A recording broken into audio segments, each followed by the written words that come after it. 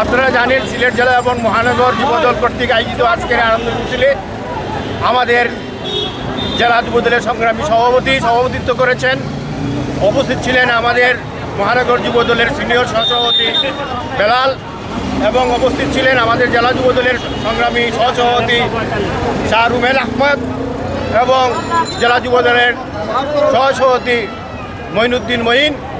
আপনারা জানেন আগামী 2 তারিখ আমাদের দলের চেয়ারম্যান এবং বাংলাদেশের আপামর জনসাধারণের ভোটে নির্বাচিত প্রধানমন্ত্রী সিলেটে আসবেন। সেই আগমন উপলক্ষে ইতিমধ্যে দলের অঙ্গ সংগঠন বিভিন্ন সময়ে আনন্দ মিছিল বের করেছে। আমি সিলেট জেলা যুবদলের সংগ্রামী সিনিয়র সহসভাপতি হিসাবে আপনাদের বরাবর আহ্বান জানাবো আগামী 2 তারিখ সকাল 8টায় গ্র্যান্ড সিলেট আপনারা উপস্থিত থাকবেন এবং সকলকে আপনারা দাওয়াত পৌঁছাবেন।